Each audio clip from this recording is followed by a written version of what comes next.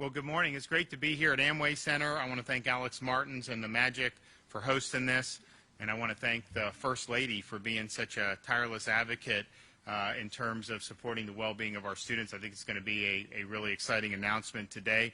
I'm proud of what she's doing. I'm proud to stand here with her today.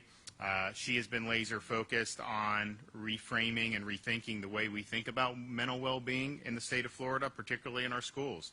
And we know it's been a difficult year for many, many people throughout the state. We've obviously been focused on this before the coronavirus pandemic, but realized that the coronavirus pandemic has exacerbated some of the underlying issues. We have increased mental health assistance allocation by $25 million for a total of $100 million to put more counselors and mental health professionals in our schools and to ensure more students have direct access to the care that they need. And then all Florida school districts successfully completed the first year that required 5 hours of mental health instruction in grades 6 through 12, which we think is a good step forward. We've also created Hope Ambassadors, a youth peer-to-peer student volunteerism and mentoring program, and that's really just the beginning. So this is important. It's not always the easiest issue, but it's something that's really, really significant. It's something that we've got to tackle. So I'm going to introduce the First Lady, and then she'll introduce. We have Coach Lou Holtz, who needs no introduction. We got Richard Corcoran. We have Corey Simon, who's running Volunteer Florida, and then we have Alex Martins. With my wife, I've learned that when I first started, the first time I ever ran for Congress, we had an event with some of my supporters, and they asked her to introduce me.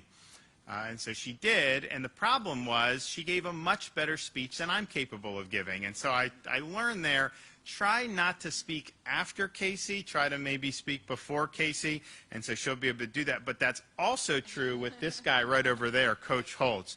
You never want to follow Lou Holtz if you're giving any type of public talk, unless you're Corey Simon, but I don't know. So my view was like, yes, we want Coach here, but I am going to speak before Coach Holtz speaks. And so I think it's going to be an exciting announcement. So our great First Lady, come up here and kick us off. Thank you. It's true, Coach Holtz is amazing, and we appreciate everybody for being here today. I am just excited to be here, and I'm also excited to speak to people over the age of 4. I'm not going to lie, our kids woke up this morning at 4:30. I can't remember the last time that all 3 kids, so we have a 10-month-old, we have a 2-year-old, and a 4-year-old, and at 4:30 they were all up and they were all busy, so there's that. But I do appreciate all of you taking the time to be here, because I really hope that this is going to be a new start for the direction of Florida and for Florida's future, and namely our kids. Many of you know that mental and emotional well-being of our youth has been a priority of mine since really the beginning of the governor's term. It started with a bipartisan mental health listening session that we did at the governor's mansion back in 2019. It really led me down the path of championing this cause. I realized very quickly that the mental health arena touches so many sectors of society, from our great law enforcement to our veterans to our family and, of course, our children. Seeing the data and knowing that mental and emotional well-being of our children was an issue pre-pandemic, unfortunately now we see that it is even more pressing. I can tell you that as a mother of 3 young children, 2 of the greatest things to help the emotional health and the well-being of Floridans all across this great state is having open schools and an open economy. But today we are here to do more. Through traveling the state and meeting with students, faculty, parents, coaches, I heard a lot of reoccurring themes. And to supplement those efforts, I sent out Dr. Eric Hall, who's here, who is the Senior Chancellor at the Department of Education. He led a group called Hope Innovators, and they went around the state and did the same thing that I had done. He met with teachers and faculty and parents and tried to get a lot of intel on what they were seeing as it pertains to mental health. And they, again, doubled down on the things that I had witnessed. And one of the biggest barriers, hands down, that we both saw was the stigma. I had children tell me that if they admitted that they had a mental health issue, that would be an acknowledgement that there was something inherently and innately wrong with them. They've told me, quote, that they would be considered damaged goods, unquote, and nothing could, quote, fix the problem. In essence, for them, what they told me, it was demoralizing. So today, given the lessons that we've learned traveling across the state, we are changing the narrative on mental health and reframing it to resiliency and hope. We want to empower our youth with the tools and the skill sets to be resilient by learning how to persevere through life's challenges. We know that no one is immune from adversity and hardship. And it's not whether you're going to have challenges in life, it's how you're going to persevere, how you're going to have hope to get through the tough times. And that's why today we are announcing Resiliency curriculum to the schools across the state. And this curriculum will focus on key fundamentals of teaching kids how to be resilient. For example, problem-solving skills, critical thinking skills, the value of mentorship, empathy, respect, and responsibility. And what's more, I've asked the Department of Education to put an emphasis on volunteerism within that curriculum, because I feel getting up, getting outside, and serving others does so much to put really good context and perspective on life. Doing good for others obviously helps those in need, but providing that help does tremendous good for our own emotional well-being. Additionally, I've asked the Department of Education to incentivize physical activity, as I feel exercise, as it relates to our emotional well-being, cannot be understated. Getting outdoors, running around, getting fresh air in the sun does so much good for our overall well-being. So why are we here? So why are we in the Amway Center, home of the Magic, surrounded by some pretty tremendous folks? Well, because it's one thing for me to say all of this. It's another thing for the governor of the great state of Florida to say this. It's another thing for the commissioner of education to say this. But it is something quite different if professional athletes who are respected and looked up to by millions of kids across this state lend their voice and their story of being resilient and persevering through tough times. We believe that they can empower and inspire kids throughout the state, and more importantly, give them hope. And to that end, we are excited to make an unprecedented announcement again, and that we are partnering with major sports teams and organizations all across the state of Florida. The great Orlando Magic, they're just one, but we're also really proud to be partnering with the Orlando City Soccer Club, the Orlando Pride, the Miami Dolphins, the Tampa Bay Bucks, the Miami Marlins, the Tampa Bay Rays, Inter Miami CF, the LPGA Tour, the Miami Heat, NASCAR, the Tampa Bay Lightning, and the Florida Panthers. We believe that this is an extremely powerful message that these organizations are uniting in an unprecedented fashion for the singular mission of supporting Florida's children by empowering them to be resilient, to persevere, and to have hope. In addition to sports legends, athletes, and coaches, they're all rallying around this as well, because they understand that what it takes to persevere. The athletes and the coaches, too, embody the essence of a never quit, have hope attitude. Through their generosity and graciousness and all of the support of these prominent organizations, the athletes are going to be on the front lines communicating this message of resiliency and hope directly to Florida's children. And I want to give you a quick preview of what that's going to look like.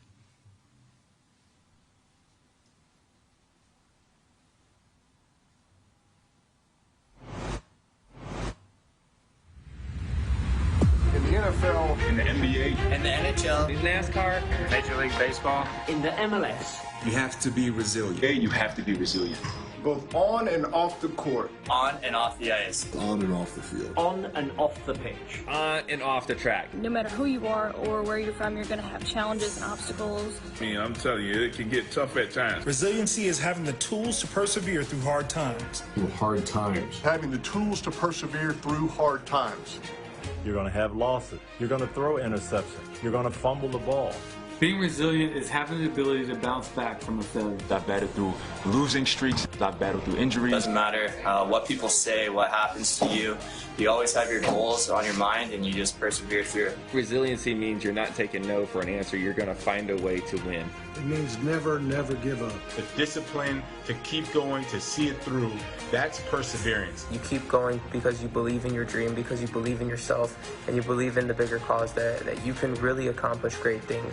I had to push for the work. I had to grind. I had to believe. I've had to use a lot of those skills to push through some of the obstacles I've had to go through throughout my career. But with the right skills and attitude, I've learned to overcome obstacles. I've learned to overcome obstacles. And so can you.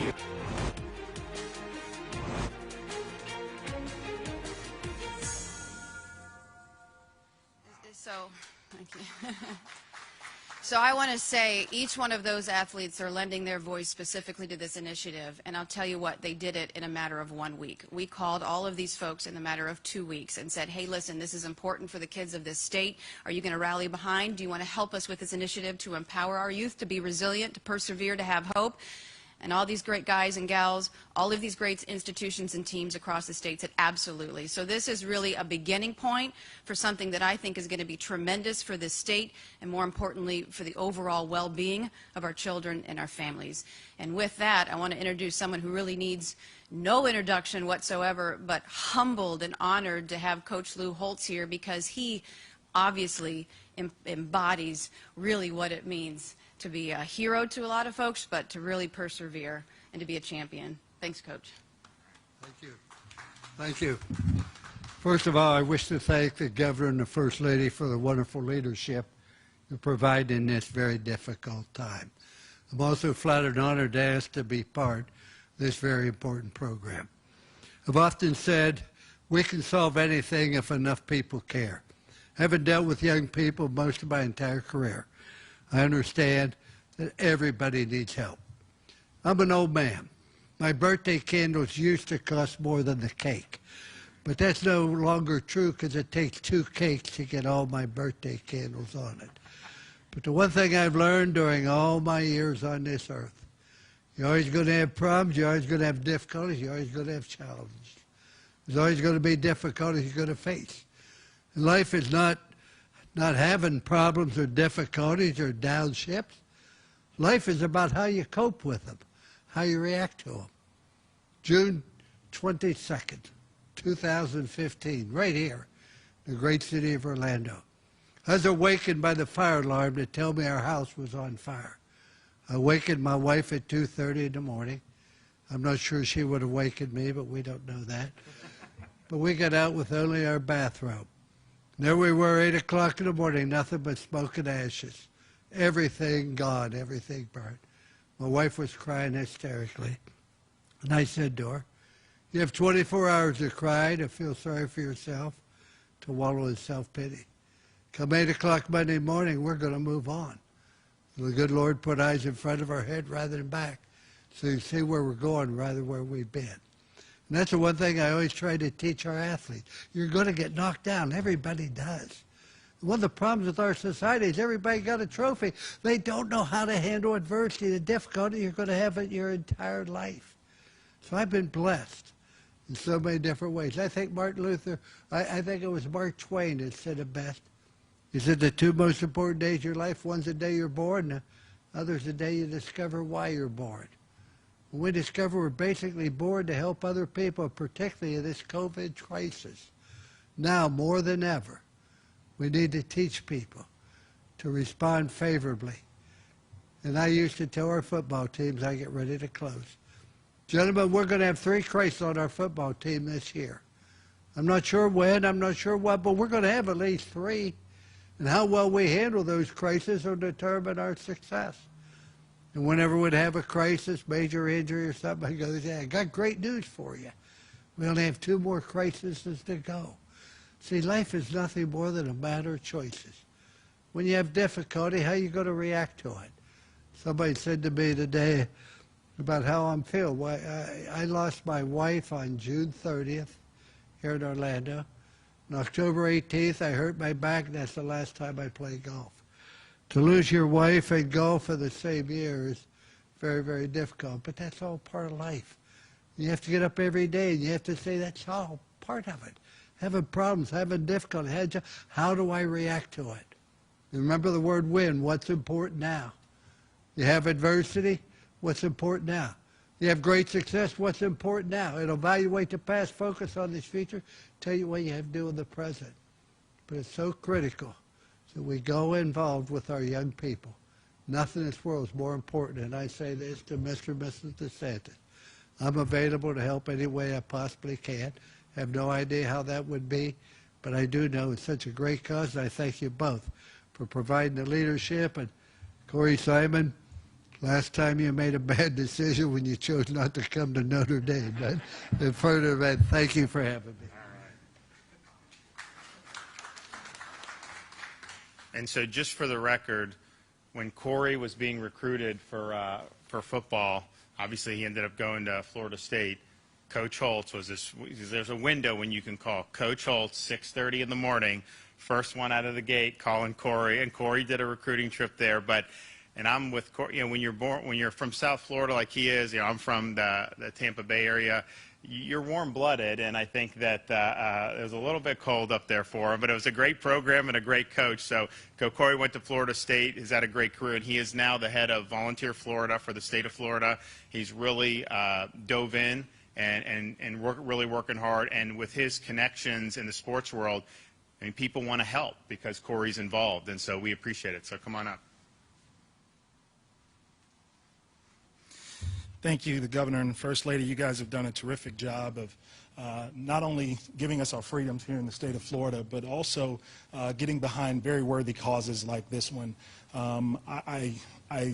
It's so fitting to be up here with Coach because I look back on the relationships that I've had, and none have been more importantly than the player-coach relationship. In many respects, that has been my fathering.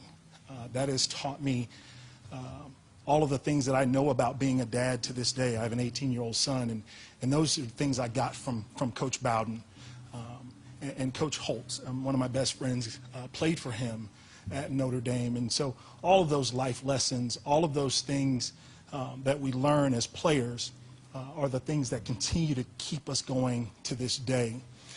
Coach Bowden used to have this sign over the top of his tower that oversat all of our fields, and it said perseverance.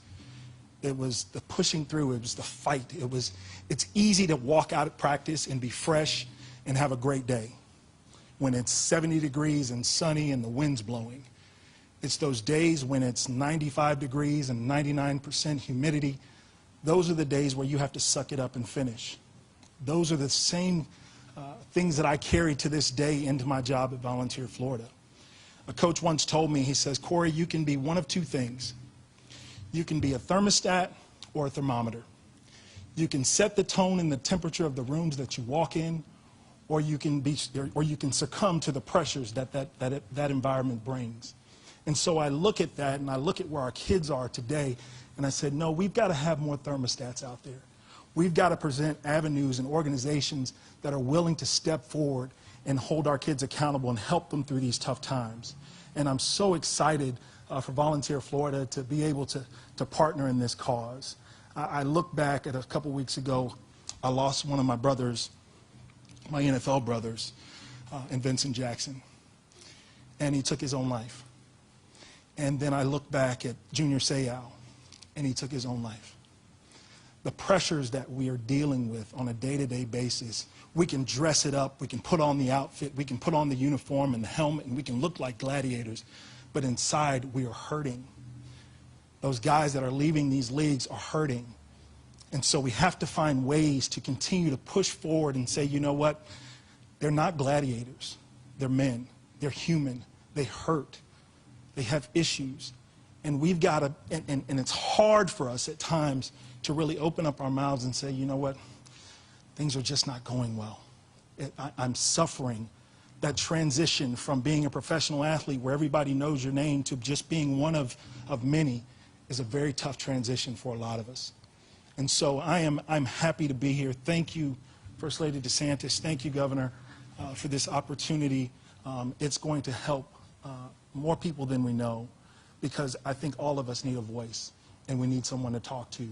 And at Volunteer Florida, we're just an organization trying to find those avenues and those opportunities for our young people and our people in our communities to have that conversation.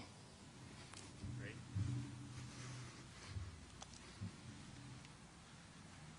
Well, we have the Magic have been great. They're wonderful in the community, and so Alex, bring you up here to say a few things, but we want to thank the organization for immediately stepping up. There was not even a hesitation about them wanting to help out with this, and as they do so many other things. And so I think the last time my wife and I were at Amway was the playoff game against the, I guess that was 2019, right, against the Raptors, and obviously that was a pretty good team that they had to go against. And so we're glad that you guys at least have some fans, and hopefully be able to have more very soon if the NBA allows. Come on.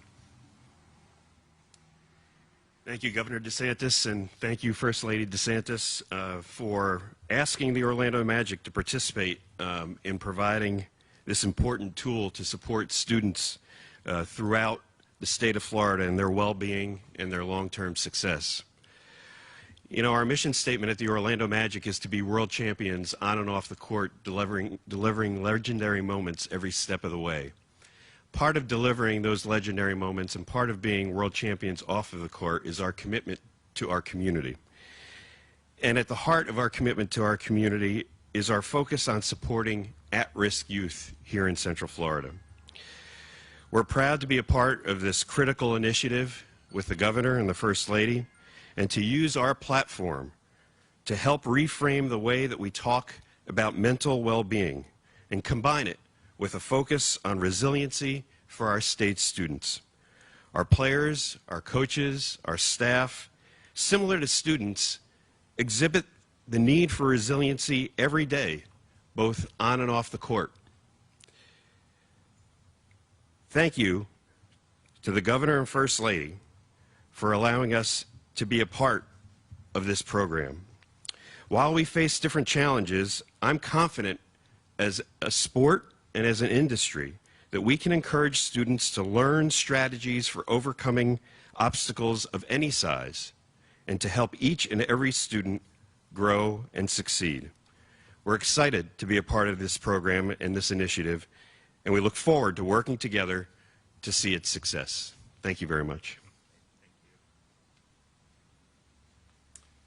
And then last but not least, our Commissioner of Education, Richard Corcoran, who's been very busy in the last year and has done really an admirable job. You look, people are still trying to get their kids in school in many big parts of this country. And we had to face, I mean, it was obviously controversial. It shouldn't have been because I think the way the science is, but it was. And Richard really helped lead the way on that. And if you polled parents, I doubt very many of them would wish that they didn't have the ability to send their kid to school in person at this point. And truthfully, he's very complimentary, but that's having it. Leadership is everything, and we are blessed in Florida to have a great leader who looked at the data and looked at the science and read and read and read, talked to the stakeholders. That's why our schools are open, and that's why kids are participating in sports and getting face-to-face instruction. So honestly, Governor, I can't thank you enough for your great leadership. I also want to note that he definitely has a great sense of humor. When he got up here and he told you that he speaks first because he doesn't have to follow his First Lady, Casey DeSantis, and then they talked about not wanting to follow Lou Holtz or Corey Simon, and then guess who has to follow Lou Holtz, First Lady, and Corey Simon? Not exactly fair. But I just want to compliment the First Lady. This is something she's been working on since the day they took office, and the Governor mentioned it. Already great successes, up to $100 million in mental health funding. We're already seeing the 5 hours of required mental health instruction done by all of the districts. The Hope Ambassadors is up and running with the tour that the First Lady and the innovators for Senior Chancellor Hall have gone through the state. And now, with this initiative, it's another opportunity at the First Lady's insistence that we go back and look. We have required instruction for everything under the sun, English, math, science. We also have in there character education. The only one of our required instructions that does not have standards is the character education. And Coach Holtz mentioned it, but Martin Luther King says it all the time. Education, at its best, at its finest, when it's done right, it's getting that world-class education that we've been working on with rewriting the standards, eliminating Common Core, getting teachers more money. All of that is to create world-class education and give that education and that intelligence to students. But Martin Luther King also said, intelligence, the education, and character, that is the true goal of education. And we've lost some of that character education. And to what Corey Simon was talking about with some of his colleagues that he played with, is when you miss on the character education, and you don't start at those early grades, like the First Lady's asking us to go through and write these standards on character education, what happens is what Frederick Douglass says. It's really easy, if you do it right, and you build around intelligence and character, to raise up great children. And it's a lot easier to do that than fix broken men.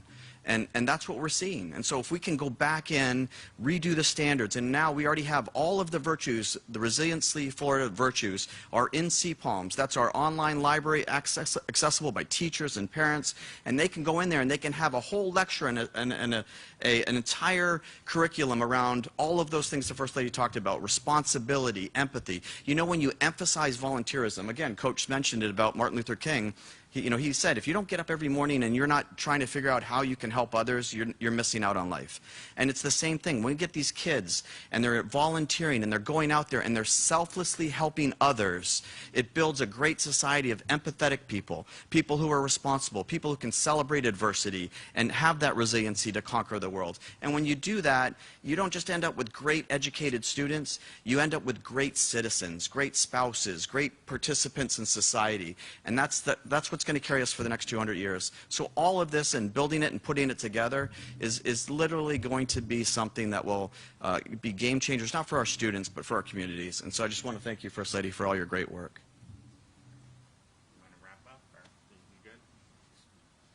I'll just say that, again, I want to thank all of the institutions, the sports teams, all of the athletes that lent their voice to this, I think, what is hopefully going to be, no pun intended, a game changer. And everything we talked about is up now, available on CPALMs, and this is just really the start of it. And from here, we're going to be doing a lot. We're going to be going out regionally. We're going to be talking directly to a lot of these teams about what can we do to inspire our kids to have hope, be resilient, and persevere. The Hope Ambassadors that he mentioned a second ago that's been talked about, that's a club that we started. And basically, these kids, it's not mental health or emotional wellness in any way aligned. What it is are kids who live by the golden rule. So if they see a child sitting by themselves in the lunch room, they would be the first person to get up and go over and sit next to them. Or if there's a new student in the school, a Hope Ambassador would be the first person to show them around. So while all of this seems very simple, respect, empathy, critical thinking, problem solving, resiliency, volunteering, exercise, living by the golden rule, while that seems simple, it is a big difference in the grand scheme of things. And so I'm honored to have great people here, the governor, obviously Coach Holtz, Alex Martins, Corey Simon, Commissioner, everyone, to be rallying behind this. And so I appreciate you guys taking the time to be here for it.